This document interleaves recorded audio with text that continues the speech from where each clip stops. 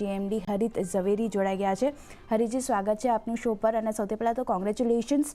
Listing એક આપણને થતું દેખાયું છે, ફ્લેટ લિસ્ટિંગ કહી શકાય થયું છે, પણ લિસ્ટિંગ હવે થઈ ચૂક્યું છે। લોંગ ટર્મ માટે હવે આપના કયા પ્લાન્સ આપ બનાવી રહ્યા છો અને કી ફોકસ હવે ખાસ કરીને કયા સેક્ટર અથવા સેગમેન્ટ જે છે તેના પર રહેશે સર?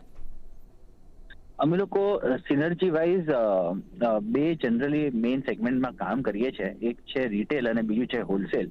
હોલસેલમાં અમારા સ્ટ્રેન્થના કારણે અને માર્કેટના જે ઇન્ડસ્ટ્રીના એક જે સેન્ટિમેન્ટ્સ છે એના કારણે અમને લોકોને એડવાન્સ મેટલ મળે છે, જેને અમે લોકો જોબ વર્કથી અમે લોકો આપીએ છીએ ડિલિવરી। એટલે અમારા ફાઇનાન્શિયલી દેખવા જઈએ તો રિટેલ, હોલસેલ અને જોબ વર્ક 3 સેગમેન્ટ છે, પણ મેક્રો લેવલ ઉપર આપણે રિટેલ અને હોલસેલને સમજીએ। રિટેલ અને હોલસેલની અંદર અમે લોકો 20% રિટેલમાં છે અને 80% અમે લોકો હોલસેલ અને જોબ વર્કમાં છે, જેને હું આગળ જઈને ખાલી હોલસેલની રીતે સિમ્બોલાઇઝ કરીશ। અમે લોકો આગળ વિચારીએ છીએ કે અત્યારે અમારી પાસે જે માર્કી ક્લાયન્ટ્સ છે, જે તમે અમારા DRHPમાં દેખી શકશો, RHPમાં દેખી શકશો, અમે લોકો પાસે ટોપ નોચ જે ઇન્ડિયાના રિટેલર્સ છે બધા જ ક્લાયન્ટ્સ અમારી પાસે અમારે એક્સેસ છે। અમે લોકો એ ઓપોર્ચ્યુનિટીને લેવરેજ કરવા માંગીએ છીએ અને ઓર્ગેનાઇઝ રિટેલ સાથે અમે લોકો કામ કરી અને એની અંદર વોલ્યુમ રીતે ગ્રો થવા માંગીએ છીએ। ઓકે સર, તો તમે જેમ કહ્યું 20% રિટેલમાં કારોબાર છે અને ખાસ કરીને હોલસેલ પર વધારે ફોકસ રહેતું તમારું હવે દેખાશે, પણ તમે માર્કેટ ક્લાયન્ટ્સની વાત કરી તો અહીંયા હવે માર્કેટ ક્લાયન્ટ્સ વધારવા પર કઈ રીતે તમે ફોકસ કરશો, કઈ રીતે કામ કરશો આગળ વધારવા પર? અમારી પાસે ઓલરેડી ઓર્ગેનાઇઝ રિટેલમાં તમે જેમ કે પેન ઇન્ડિયામાં તમે ગણો તો ટાઇટન છે, જોય છે, મલબાર છે, ઈસ્ટ ઇન્ડિયામાં તમારે સેન્કો છે, PC ચંદ્રા છે અને બીજા ઘણા બધા, વેસ્ટ ઇન્ડિયામાં તમારી પાસે PNG છે। તો આ અમારી બીજા 300 ફેમિલી જ્વેલર્સ છે। ઓલરેડી RBZ બહુ સારા ક્લાયન્ટેલ સાથે કામ કરી રહ્યું છે, આને અમારે ખાલી વધારે પેનિટ્રેટ કરવાનું છે અને બીજા નવા ક્લાયન્ટ જે ઓર્ગેનાઇઝ થઈ રહ્યા છે રિટેલર્સમાં એને સ્પ્રેડ કરવાનું છે। એટલે જનરલી RBZ નું જે અપસ્કેલ દેખાઈ રહ્યું છે, આજે અમે લોકો 100 કરોડના રિઝર્વ એન્ડ સરપ્લસ અને 100 કરોડના ડેટથી અમે લોકો 20 થી 25 કરોડ રૂપિયાનો પ્રોફિટ બનાવી રહ્યા છીએ। એક રેન્જની વાત કરું તો આજે અમારી પાસે નવો 100 કરોડનો ફ્રેશ ઇક્વિટી આવ્યો છે, તો અમે દેખશું કે અમે એ જ રીતે ROCE અને રિટર્ન ઓન કેપિટલ મેન્ટેન કરવાની। એટલે આગળ જેને ગ્રોથ જે છે હોલસેલ અને જોબ વર્કના સેગમેન્ટમાં આવશે અને ટોટલ માર્જિન પણ અમને લોકોને વધતો દેખાઈ રહ્યો છે। ઓકે સર, તમે હોલસેલની જ વાત કરી તો હોલસેલ કસ્ટમર બિઝનેસ આપણે જોઈએ તો 19 સ્ટેટમાં અત્યારે કંપનીનો રહ્યો છે અને 72 સિટીઝ જે છે તેમાં આપણે કાર્યરત છે। તો સ્ટોર એક્સપાન્શનને લઈને કોઈ યોજના બની રહી છે આગળ માટે, કોઈ ફ્યુચર માટે કોઈ પ્લાન્સ બની રહ્યા છે?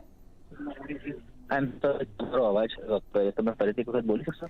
સર, મારો સવાલ હતો કે હોલસેલની જે રીતે આપણે વાત કરી કે ફોકસ હવે હોલસેલ માર્કેટ પર વધારે છે, સેગમેન્ટ પર વધારે છે, તો હોલસેલ કસ્ટમર બિઝનેસની વાત કરીએ, 19 સ્ટેટમાં અત્યારે કંપનીનો રહ્યો છે અને 72 સિટીઝમાં ફેલાયેલો છે, તો આગળ ઇન ફ્યુચરમાં સ્ટોર એક્સપાન્શન માટે કંઈ વિચાર કરી રહ્યો છે તમે? અમે રિટેલ સ્ટોર એક્સપાન્શન પાછળ અત્યારે વિચાર નથી કરી રહ્યા। અમારી પાસે જે રિટેલ સ્ટોર છે એની હેડરૂમ છે 500 કરોડ રૂપિયા સુધીનું ટોપ લાઈન લેવાની, અને એની અંદર અત્યારે અમારી પાસે 3 ગણું અત્યારે અમે લઈ શકીએ એવી કન્ડિશનમાં છે। એટલે ઓલરેડી ઇન્ફ્રાસ્ટ્રક્ચર સેટ છે રિટેલમાં રેવન્યુ લેવા માટેની, અને હોલસેલમાં સ્કેલેબિલિટી અમે લોકો વિચારી રહ્યા છે, જેમાં અમે લોકો આવતા વર્ષોની અંદર અમે લોકો 2 times 3 times હોલસેલનું વોલ્યુમ કરવાનું વિચારી રહ્યા છે। ઓકે, અને સર નેક્સ્ટ ક્વેશ્ચન રહેશે કે સ્પેશિયાલિટીની વાત કરીએ તો અત્યારે કંપની જે છે તે એન્ટિક ડિઝાઇન માટે જાણીતી છે, સ્પેશિયલાઇઝ છે તેમાં, તો આગળ કોઈ નવા પ્રોડક્ટ લોન્ચ કરવાનો વિચાર કરી રહ્યા છો કે નવી કેટેગરી જે છે તે તમે માર્કેટમાં લાવવાનો વિચાર કરી રહ્યા છો?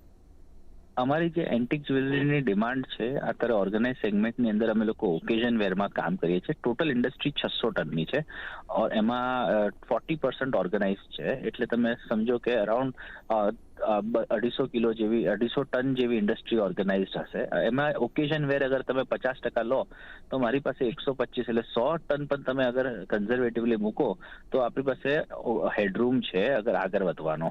હવે મારી પાસે અત્યારે પ્રોડક્ટ ડાયવર્સિફિકેશન કર્યા કરતાં મારો જે રૂપિયો છે જેમાં સ્કિલ મારી ઓલરેડી બનેલી છે એને હું ઓપ્ટિમાઇઝ પણ કરું છું, તો આગળ મારો હેડરૂમ ટોટલી ખેંચાઈ જાય છે। એટલે મારે અત્યારે બીજા કોઈ પ્રોડક્ટ લાઇનની અંદર જવાનો વિચાર જ નથી બનતો। મારી પાસે અત્યારે જેટલા રૂપિયા છે ને અત્યારે મારી પાસે જે રીતે મારું સ્કિલ સેટ છે અને આમાં જ ઓલરેડી હેડરૂમ હોય તો આપણે શું કરવા બીજી જગ્યાએ વિચારીએ? આ જ વસ્તુને આગળ વધારી અને પછી તો પ્રોફિટ અને સ્કેલ ના વધારીએ? Right sir. અને મારો લાસ્ટ સવાલ રહેશે કે ફાઇનાન્શિયલ ટર્મ્સમાં આપણે વાત કરીએ તો કંપની જે છે તેણે નાણાકીય વર્ષ 2023માં જે ઓપરેટિંગ રેવન્યુ છે તે 14.21% વધારો ત્યાં આપણને જોવા મળ્યો હતો અને લગભગ 289 કરોડની આસપાસ આપણને રહેતું દેખાયું હતું. તો નાણાકીય વર્ષ 2024 માટે તમે રેવન્યુને લઈને ખાસ કરીને કોઈ ટાર્ગેટ રાખ્યો છે? અમારું છે ને બિઝનેસ મોડલ સિસ્ટર સમજવું હોય ને તો તમે વોલ્યુમ ડેટા સમજવાનો. અમે લોકો 20% રિટેલનું કામ કરીએ છીએ અને 80% હોલસેલ અને જોબ વર્કનું કામ કરીએ છીએ. જોબ વર્કના કામની અંદર છે ને ટોપ લાઇનની અંદર ખાલી મેકિંગ ચાર્જ આવે છે ને એટલા માટે તમને એનું રિફ્લેક્શન જે છે ટોપ લાઇનનું ઓછું થાય છે. વેલ્યુ વાઇઝ તમે વાત કરો તો 1059 kgનું જે અગર વોલ્યુમ વાત કરો તો 550 કરોડ રૂપિયા જેવી વેલ્યુ વાઇઝ ટોપ લાઇન બને. પણ જોબ વર્કનું જે છે એ ખાલી મેકિંગ ચાર્જમાં આવે છે એના કારણે એ ટોપ લાઇન રિફ્લેક્ટ નથી થતી અને 289 કરોડની ટોપ લાઇન થાય છે. અગર આપણે ખાલી બેઝિક વાત કરીએ કે આગળના વર્ષોમાં ટોપ લાઇન શું આવશે તો આ વખતે અમારું એક્સપેક્ટેશન છે કે 350ની રેન્જની અંદર ટોપ લાઇન આવી જોઈએ. એટલે 340 થી 360ના રેન્જની અંદર ટોપ લાઇન અમારી આ વખતે આવશે એવું અમને અત્યારે દેખાઈ રહ્યું છે. ડિસેમ્બર એન્ડના ફિગર્સ જે આવે છે એ પ્રમાણે અમને આગળ જોતા દેખાઈ રહ્યું છે. Okay sir, on that note Harishji ધન્યવાદ અમારી સાથે જોડાવા માટે અને આ બધી ડિટેલ્સ શેર કરવા માટે અને all the best for coming quarters sir. Thank you sister, thank you. તો આ હતા RBZ જ્વેલર્સ લિમિટેડના ખાસ કરીને JMD હરીશ ઝવેરી. આપણે જોયું આજે લિસ્ટિંગ થયું છે ને 105ના લેવલ્સ આપણને સ્ટોક બતાવી રહ્યું છે. 100 રૂપિયાની જે ફેસ વેલ્યુ હતી, ઇશ્યુ વેલ્યુ હતી એની સામે 100 પર આપણને લિસ્ટ થતો દેખાયો છે. એટલે ફ્લેટ લિસ્ટિંગ આજે આપણને થતું દેખાયું છે પણ સ્ટોક એક પોઝિટિવ મોમેન્ટમ બતાવી રહ્યું છે. તો નજર RBZ જ્વેલર્સ પર પણ રાખવાનું રહેશે અને કમેન્ટ્રી જે છે મેનેજમેન્ટની તે પણ પોઝિટિવ લાગી રહી છે તો નજર અહીંયા પણ રાખવાની રહેશે. પણ હાલ સમય